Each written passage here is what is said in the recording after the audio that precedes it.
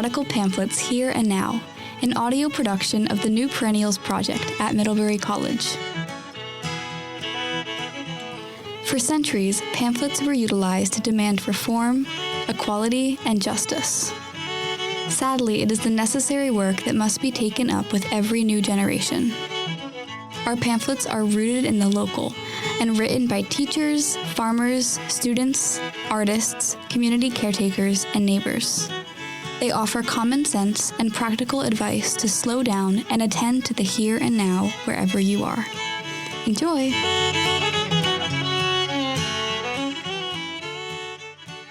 The Middlebury College Student Almanac, written and read by Mary Nagy-Benson.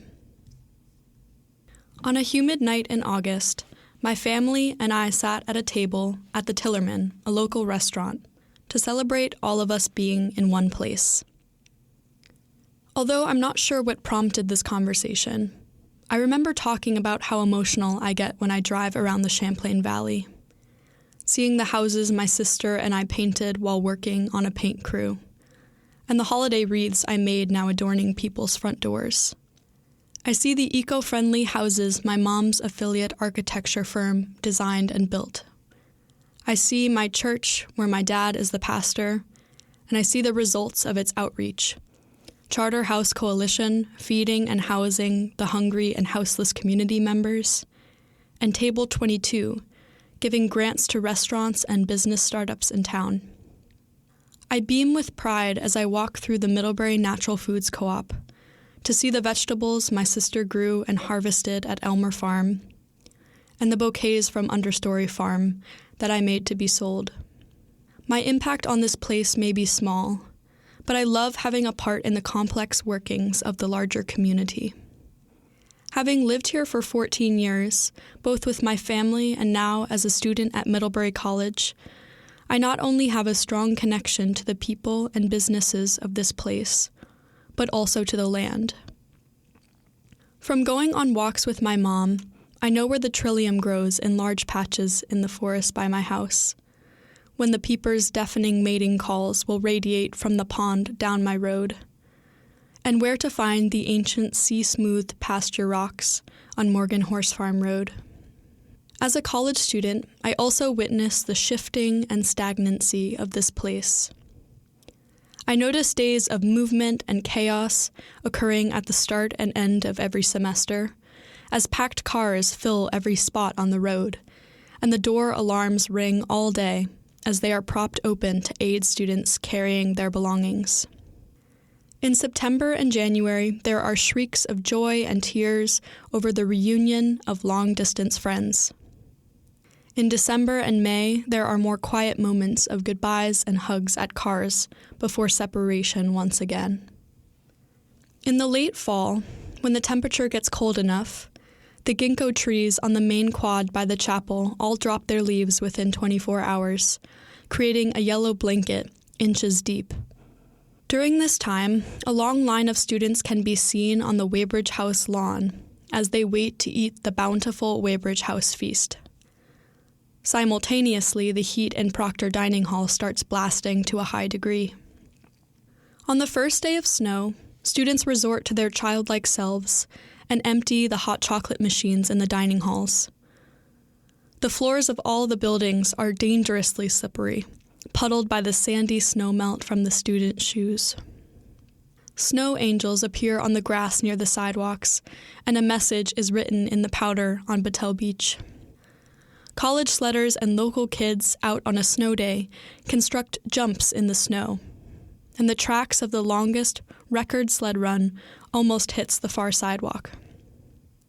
In the early days of spring, you can hear the mowers cutting the grass across campus for the first time, and you are reminded of how quiet the winter can be. The magnolia trees and witch hazel bloom gorgeous ephemeral flowers.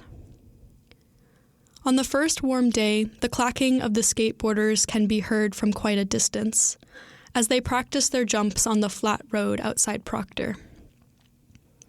The majority of students can be found laying around in any patch of sun, either trying to do some type of work, or eating a meal, or warming up after prematurely going for a swim in very cold water. Although these little observations seem insignificant, they are an act of perenniality that is crucial in creating change. Living perennially requires the art of noticing. This can mean watching seasons pass by with intention and observation and joy for what each one brings. It can mean staying in a place long enough to partake in the fruits of your hard labor, as well as staying in a place long enough to care about what is happening to it. This living history makes it easier to find patterns and notice unexpected shifts and variations. Having spent the majority of my life in this place, I also notice more unpredictability. I used to know with some certainty when peak foliage would occur, causing tourists to flock in town, or when we would see our first good winter storm and sledders. However, this has gotten harder to predict over the past decade. I have seen peak foliage arriving earlier, skiers skiing on only a ribbon of man-made snow, and temperature and precipitation fluctuations. My unique situation allows me to observe that the new pattern is a lack of pattern. I am a firm believer in the motto, think globally, act locally. This motto's key element is perenniality. There are scary global trends that are completely overwhelming and disconnected from the local communities they are composed of. Therefore, I believe the most radical thing someone can do in the face of climate change is to invest their time and energy in observing and connecting with the place they are in. From that act of noticing comes direct and concentrated attention and change. Tapping into overt observation has the potential to result in climate action, land conservation, vibrant community, and renewed connection to and appreciation for the land. Too often, attending college can be made to feel like a necessary 4-year detour through a quaint small town on the way to a career. But it doesn't have to be that way. We Middlebury College students can enact perenniality during our 4 years here. We can notice and observe the natural processes and alert ourselves and others when they are out of whack.